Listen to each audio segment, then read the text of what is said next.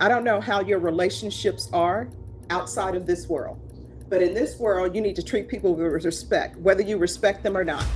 Like right now, you can hate my guts all you want to, but you had better say, Your Honor or Judge.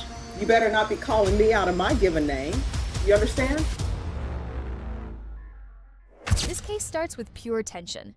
From the very first hello, you can feel the judge's patience wearing thin. The defendant is already on probation, not for a minor slip-up, but for injuring an elderly person. And yet here she is, acting like it's everyone else's fault. The judge immediately lays down the law.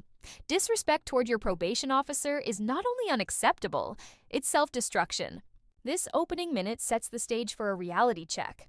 You're about to see what happens when someone mistakes probation for freedom. And trust me, this judge isn't letting her talk her way out of it.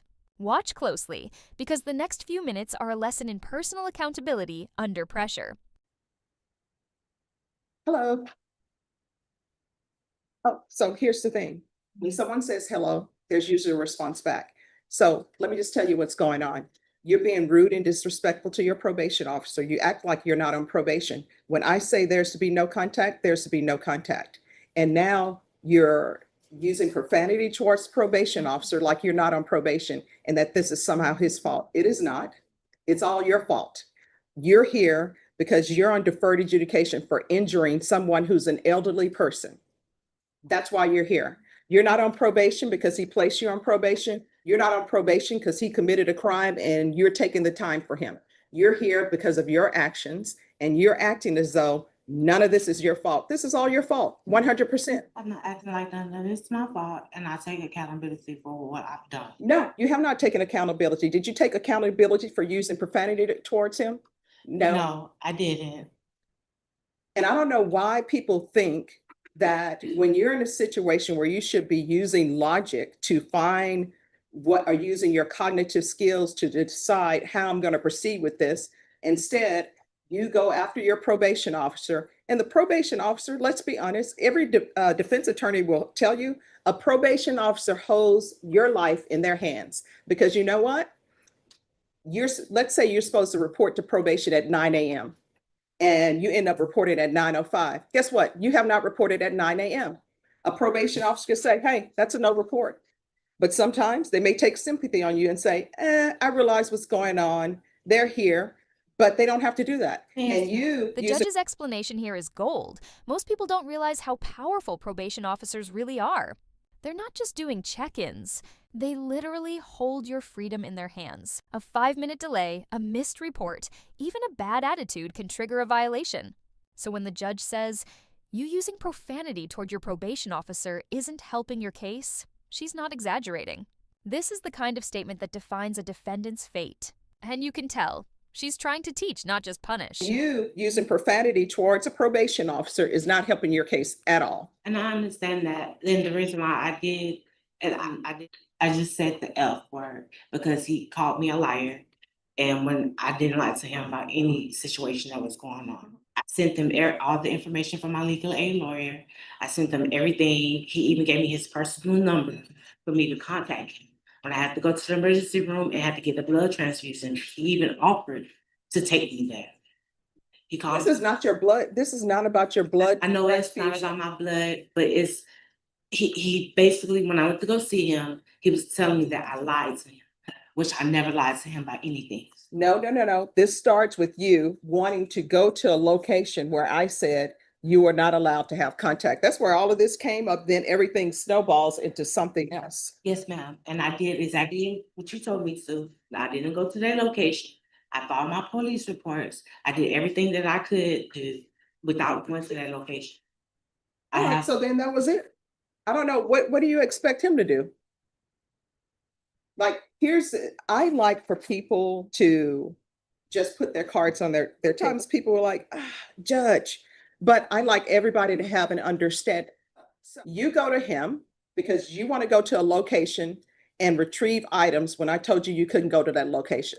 So we're back to the point. What did you want him to do? I asked him, was there any assistance or any way that I could? He told me, I don't know. He told me he didn't know, he couldn't help me. So I didn't have no other choice but to call the police, make a police report. I had my daughter, she's 16 years old, to go. Now, listen to how the defendant tries to justify herself. She claims she didn't lie, that she sent everything. But here's the trap. Honesty doesn't erase defiance. The judge redirects everything back to the core issue. She broke a no-contact order. That's serious. What makes it worse is her tone, defiant instead of remorseful. In the courtroom, that can make or break a case. The defendant's not realizing that at this point, her attitude is her biggest enemy.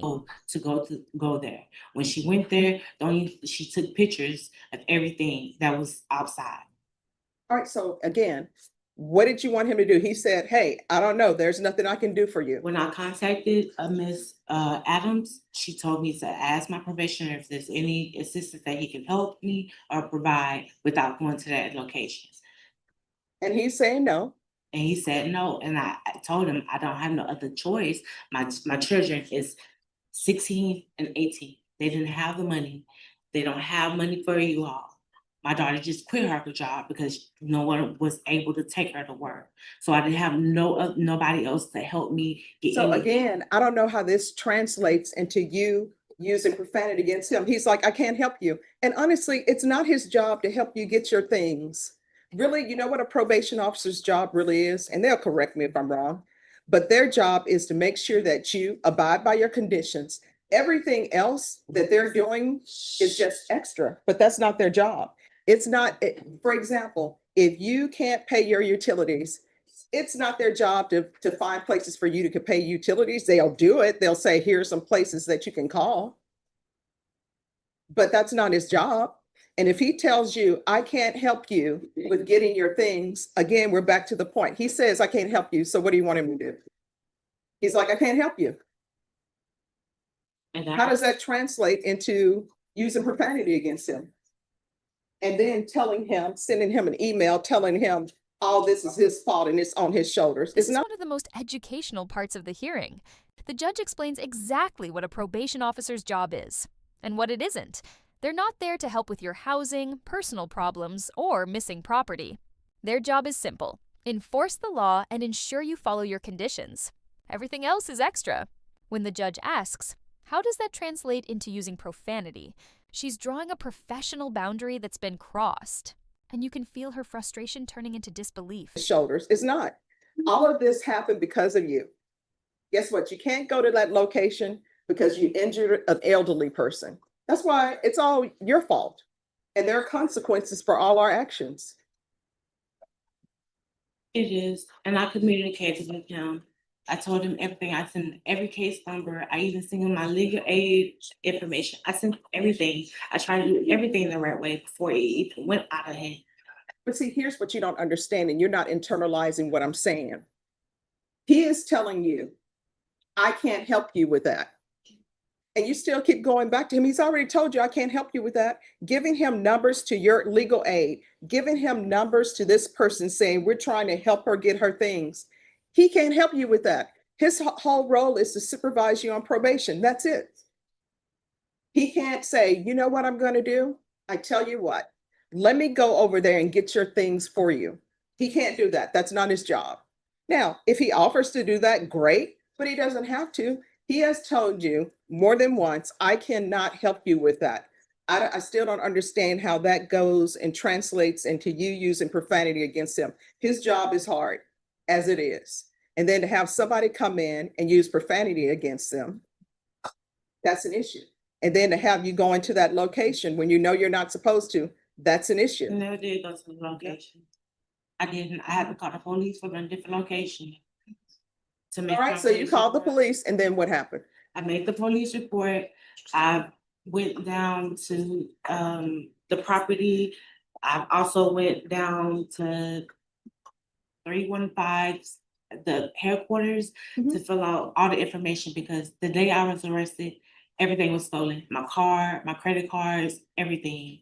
So I'm trying to do everything that I have to do the best way that I can, the right way. All right, the right way is not using profanity against your probation officer. That's not the right way. The right way is not being disrespectful. And you know what? This whole thing with the injury to the elderly where our order. Here, the conversation turns emotional. The defendant keeps insisting, I tried to do everything right, but every explanation ends with but. In legal settings, every but cancels the apology before it. The judge sees through the performance. She's pointing out that this isn't about doing things your way, it's about following the system you agreed to when you took probation. And when she says, "You have an anger problem," it's not an insult. It's a diagnosis backed by evidence. Where I ordered anger management, you do have an anger problem. Because when people tell you no, you can't accept that, you take it to 100. He said, I can't help you with that. And then you use profanity against him. You're calling him all sorts of names. Nobody likes to be called out there, give a name. I didn't call him out his name. I just said it was fine. I didn't have no other choice, so I would have to figure it out. No. We're not here because you said it was just fine. Where is the officer? If you come forward, please.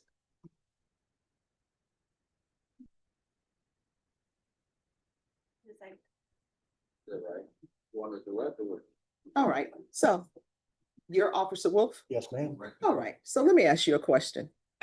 Are you able to go to her former location and get her items for her? No, No, ma'am. that's your answer, no. Are you able to file a police report for her so she can get her items? No, ma'am. So he can't do that. So what do you want from him? I had to do it on my own, so if there's nothing he can help me with, then that's. Well, see, that's the thing. Now, when you're before me and you're looking at potentially going to prison, now you're like, oh, well, he can't help me with that. He's told you that. Be an adult, solve your own problems. This is supposed to be problem solving. That's why you're on probation, for anger management issues, because you can't problem solve. I don't know, maybe you never were taught to problem solve, but if he's telling you, no, he can't do that, that's not in his job description, then there's no need to use profanity against him. He's told you, I can't do it. Judge, if I could Yes. speak for a minute. Throughout my time working with Ms. Holmes, it's been pretty apparent that she has a pattern of not taking responsibility or accountability for her behavior.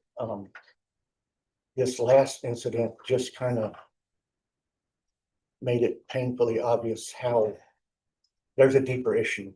Mhm. There's a heart issue. Until she can get her heart right,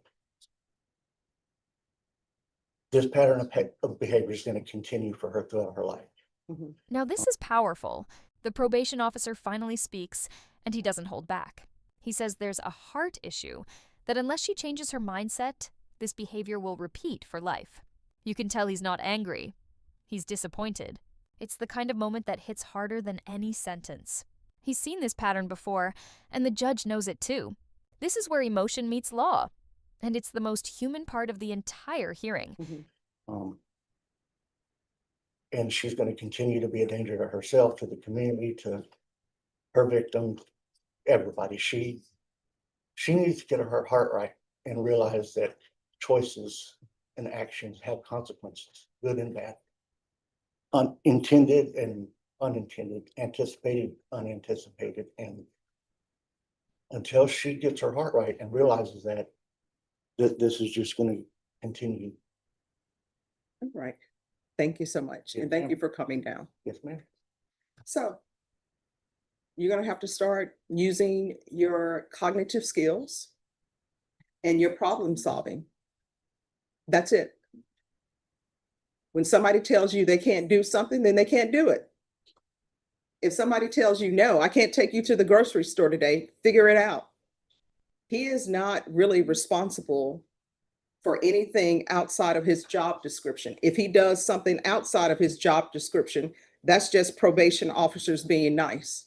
And I understand that, but why would you offer to try to help me when I'm asking for some type of help, and then you tell me you can't help me? Yeah, he said no. Let me just tell you, here's a perfect example. And I've been in situations where people have told me no. And my thing is, I want you to not send me place to place. If the answer is no, just tell me no and I'll figure it out. He told you no. If I ask him right now, like for example, I had to rush here this morning because I don't like being late. And I was filling in for somebody else on another matter. The judge's analogy about running out of gas is brilliant. It's simple, relatable, and cuts right through the excuses.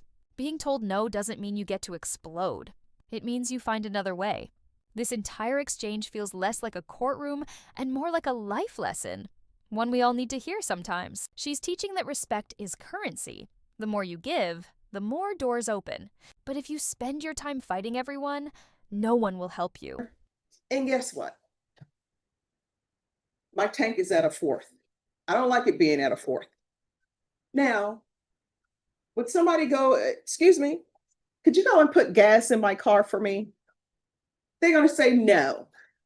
Now, what do I do with that? Do I use profanity against him? How dare you not go put gas in my car? He's just told me no. So guess what? As an adult, I got to figure it out. That's it. You got to figure it out.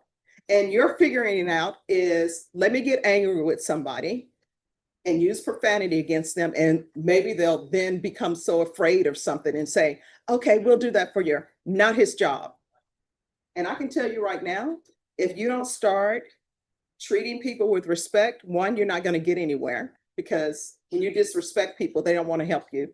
And number two, respect. No, you did not. That's the thing. You're still in this clouds. Like these are not, I don't know how your relationships are outside of this world, but in this world, you need to treat people with respect, whether you respect them or not. Like right now, you can hate my guts all you want to, but you had better say your honor or judge. You understand? You better not be calling me out of my given name, and you better not be calling probation officers out of your given name. I'm sure he told you, no, I cannot help you. And when somebody says, no, I cannot help you with something, maybe you want to ask them again. You ask them again. If you ask the third time, you're begging. And he's already told you he can't help you with that. That is not his job. That is outside his job description. If he decides to help you outside of his job description, just him being nice. You need to figure it out. The same way people have children and you figured out how to have children, you need to figure out how to get the rest of your life together. You're on probation because of your actions. And honestly, the reports I received, I will tell you, when I received that report, I told them, file a motion to revoke. And then probation came to me and said, Judge, could we do a compliance hearing and have her come in? And I'm like, yeah, if you all want to do a compliance hearing, we will do a compliance hearing. So this is the last time I'm having this conversation with you, telling you, you need to be respectful to people and you need to learn how to problem solve. How old are you? 33. You're 33-year-old. You figured out how to get all of those piercings, right? You figured out how to get the nails. You figured all of that out on your own. You need to figure this out on your own. Is there anything else you need from me? No. And are you employed? You told me I had 30 days to find a job. I had a business, but all my stuff is gone. All right, so that'll be a no. So Miss Ferguson, yeah, recall her for the week of August 11th, and I'm going to see how you're doing on probation. What date? I can do that my date, the 11th. All right, so you're coming back on August 11th for me to get a report on what's going on. All right, so if you all could give her a list of places for her to find housing. And then we're going to come back on August 11th. And by August 11th, you need to have the GPS on. All right, thank you. By the end, the judge gives her one final chance, a follow-up hearing in August. It's a lifeline, but also a warning. Change your behavior or face prison. This whole case is a masterclass in self-control, emotional maturity, and the cost of pride. The law doesn't punish emotion, it punishes reaction. And that's the difference this defendant hasn't learned yet. If you found this case as intense and revealing as we did, make sure to like this video, share your thoughts in the comments, and subscribe for more real courtroom breakdowns that uncover the truth behind every verdict.